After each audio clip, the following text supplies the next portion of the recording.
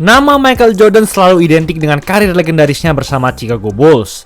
Berbagai prestasi dan gelar juara telah ia raih selama bertahun-tahun di sana. Namun, apa jadinya jika ternyata permainan Jordan jauh lebih mengerikan saat ia membela Washington Wizards? Tak banyak orang mengetahui seberapa hebat dirinya di sana, dan kalian pun tak akan menyangka bagaimana cara Jordan memantapkan karir basketnya bersama Wizards.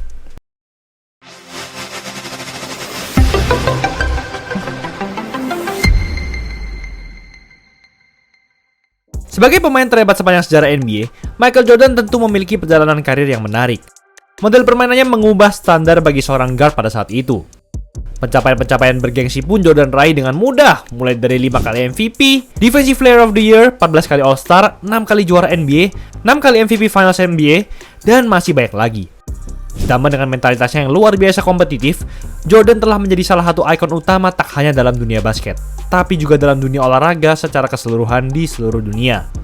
Namun, bagaimana jika ternyata tahun-tahun legendarisnya bersama Bulls itu mungkin tidak termasuk sebagai bagian terhebat dalam karir bola basketnya? Sebab masa-masanya bersama Washington Wizards di penghujung karirnya sebagai pemain juga tak kalah menarik mengingat situasi dan kondisi di sekeliling Jordan pada saat itu. Sebelum beralih ke situ, kita perlu mengetahui terlebih dahulu bagaimana seorang Michael Jordan sempat menginjakan kaki di lapangan menggunakan jersey Washington Wizards. Pada 1998, semuanya terlihat sempurna bagi Jordan untuk menyudahi karirnya sebagai pemain dengan akhir cerita yang bahagia. Ia berhasil mencetak tembakan penentu kemenangan di pertandingan ke-6 final NBA 1998 dan menjadi juara setelah mengeliminasi Utah Jazz. Itu merupakan gelar ke-6 Jordan di NBA, serta menjadi gelar tripit atau 3 kali beruntun yang kedua sepanjang karirnya. Namun di sisi lain, pihak manajemen Bulls memutuskan untuk melakukan rebuild mengingat usia pemain-pemain inti dalam dinasti ini sudah mulai menua. General Manager Bulls, Jerry Krause, akhirnya melepas Scottie Pippen dan Dennis Rodman. Tak hanya itu, ia juga memutuskan untuk melepas pelatih legendaris Phil Jackson. Sehingga Jordan akhirnya memilih untuk pensiun dari NBA untuk kedua kalinya. Sebagai informasi, Jordan juga pernah pensiun pada 1993 karena ia merasa telah hilang minat terhadap olahraga basket. Dan sama seperti yang pertama, masa pensiun kedua Jordan tidak berlangsung lama. Pada tahun 2000, Jordan kembali ke NBA sebagai salah satu dari tim manajemen Washington Wizards. Tepatnya sebagai salah satu pemilik sekaligus presiden tim. Namun perjalanan yang ia lalui di posisi ini pun tak semudah seperti saat ia menjadi seorang pemain. Wizards berada dalam ketidakpastian saat itu. Jordan akhirnya memutuskan untuk merombak tim itu dengan melepas beberapa pemain andalan Wizards seperti Juwan Howard. Ia pun memutuskan untuk memilih Kwame Brown dengan pick nomor 1 di NBA Draft 2001, yang pada akhirnya gagal tampil sesuai ekspektasi karena tekanan dan mentalitas yang terlalu keras yang diberikan Jordan pada saat itu. Padahal Kwame Brown hanyalah seorang bocah 18 tahun yang baru lulus SMA saat itu. Wizards pun akhirnya secara tidak mengherankan bermain sangat buruk. Pada musim 1999-2000, rekor menang kalah mereka 29-53. Angka tersebut semakin parah dan menurun pada musim berikutnya, di mana Wizards hanya mampu memenangi 19 pertandingan saja. Melihat situasi ini, jelas Jordan langsung merasa frustasi. Ia juga mendapatkan banyak kritik dan jadi topik perdebatan sebagai seorang pemimpin tim yang buruk di NBA. Wizards pun tidak berbuat banyak untuk meningkatkan kualitas roster tim saat jeda musim panas. Dan Jordan pun tidak bisa diam saja melihat semua kondisi ini. Sehingga pada 25 September 2001, Jordan mengumumkan bahwa ia akan kembali bermain sebagai pemain di NBA bersama Wizards. Keputusannya ini tentu mengejutkan banyak orang. Tak hanya usianya yang sudah 38 tahun pada saat itu, tapi ia juga sudah duduk santai dan pensiun selama kurang lebih 3 tahun. Tidak mungkin ia dapat langsung bermain dengan level yang tinggi di lapangan dan meraih kesuksesan, apalagi bersama Wizards yang sedang berada dalam situasi sulit. Dugaan tersebut awalnya terbukti dengan Wizards yang mencatatkan rekor menang kalah 5-12 dalam 17 pertandingan pertama mereka. Namun secara individu, Jordan masih bisa membuktikan bahwa ia mampu mendominasi lapangan di usia yang sudah tua ini. Dalam kurun pertandingan itu, Jordan mampu mencatatkan rata 24,8 points, 6,4 rebounds, dan 5 assist per game. Statistik tersebut membuktikan bahwa Jordan masih memiliki semangat kompetitif yang tinggi. Ia dan Wizards pun berhasil berbenah setelah awal yang buruk itu. Dalam 15 pertandingan berikutnya, Wizards berhasil menang 13 kali, di mana 9 dari 13 kemenangan itu berhasil diraih secara beruntun. Dalam 15 pertandingan itu, Jordan punya rataan 24 points, 6 rebounds, dan 6 assist per game. Cukup gila bagi seorang pemain berusia 38 tahun yang sudah tidak bermain basket selama sekitar 3 tahun untuk memimpin sebuah tim menjadi seperti ini. Kehebatan Jordan juga tidak sampai di situ saja. Pada 29 Desember 2001 melawan Charlotte Hornets, Jordan berhasil mengumpulkan 51 poin, menjadikannya sebagai pemain tertua sepanjang sejarah NBA yang mampu mencetak setidaknya 50 poin dalam satu pertandingan saat itu. Lalu 2 hari kemudian, performa Jordan kembali meledak dengan mencetak 45 poin melawan New Jersey Nets.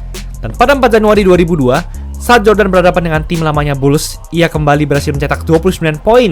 Dan dalam pertandingan ini, ia juga berhasil meraih poin ke 30 ribunya sepanjang berkarir di NBA. Dan saat menjelang akhir pertandingan, ini yang Jordan lakukan.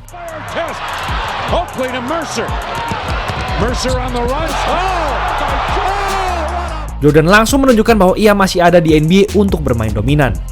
Jordan pada akhirnya mencatatkan rata 22,9 poin, 5,7 rebounds, dan 5,2 assist per game pada musim 2001-2002. Ia bahkan masuk sebagai salah satu kandidat MVP pada saat itu.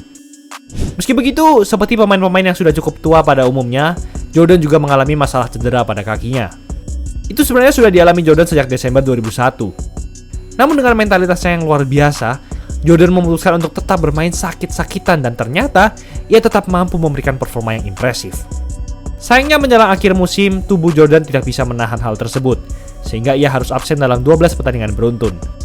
Sebelum itu, Wizards memiliki rekor yang cukup solid untuk masuk ke playoff. Bahkan mereka sempat memiliki rekor menang kalah di atas rata-rata, yaitu 27-23 setelah 50 pertandingan.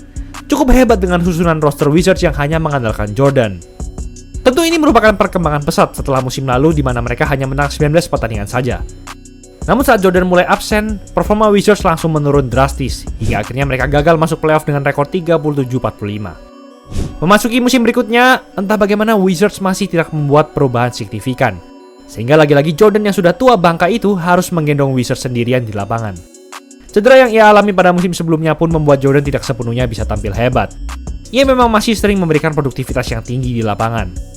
Namun, permainannya sudah tidak sepenuhnya konsisten. Meski begitu, sekali lagi mentalitas yang dimiliki Jordan berhasil membuat masa-masa terakhir karirnya terlihat cukup solid.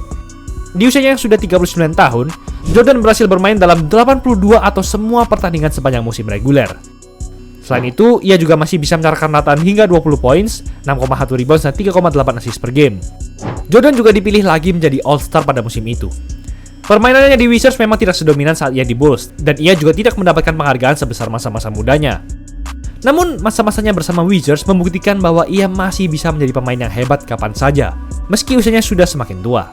Itu pun juga telah dibuktikan dengan dirinya yang dinobatkan sebagai All-Star pada musim terakhirnya.